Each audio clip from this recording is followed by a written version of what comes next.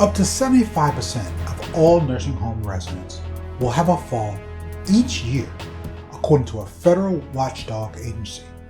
Would you like to know more? Join us as we discuss the damages that occur when nursing homes fail to guard against this known industry problem. Hi, I'm Yao Dinizulu, a nursing home negligence attorney in Chicago, Illinois.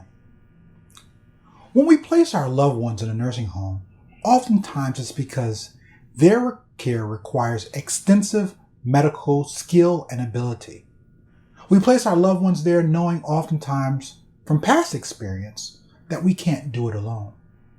When we make the sacred choice to admit our mother or father into a nursing home, we're making a contract with that nursing facility to provide the care and interventions that they need.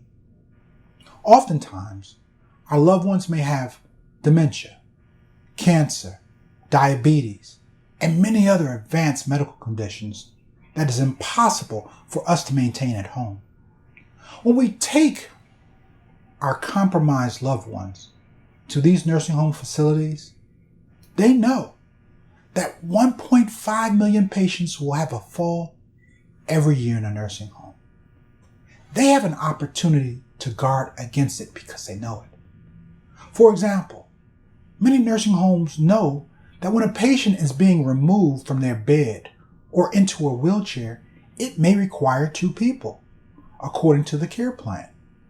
Moreover, when moving these patients, the appropriate equipment must be used, whether it's a lift to assist a resident out of the bed, or a wheelchair that has an anti-slip resistance or anti-tipping, stopping your loved one from tipping over and falling out of the wheelchair.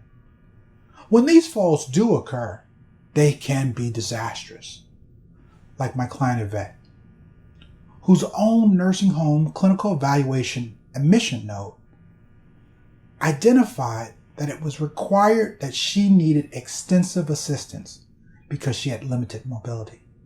It was specifically noted that she could not bear her own weight and must be assisted into a chair, a bed, or even a wheelchair. Yvette made frequent, slight jerky motions that changed her body position.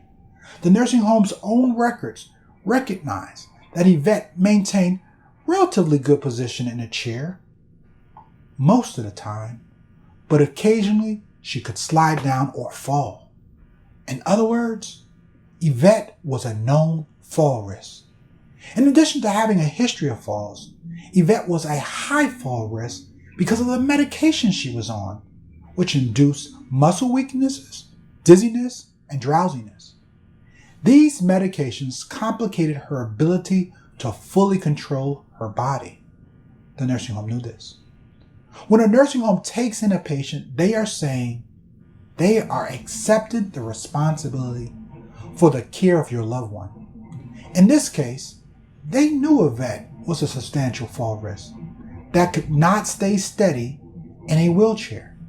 Despite all of these warning signs, they failed to place her in a wheelchair that fit her condition.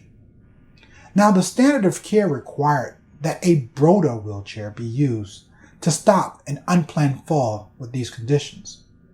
Despite having them in the facility, the nursing home chose to not provide Yvette with the wheelchair that she needed and deserved.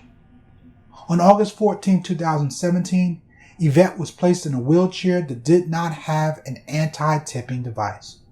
As a result, she tragically fell when an improper wheelchair tipped, throwing Yvette to the floor and causing severe spinal cord injuries, making her a quadriplegic.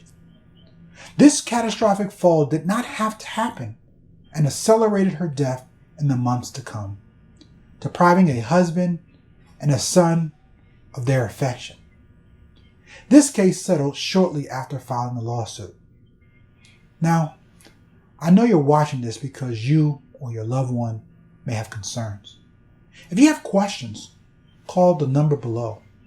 I handle these cases all the time. I'm Yao Dinizulu, a nursing home abuse trial attorney in Chicago, Illinois. Thank you for joining us.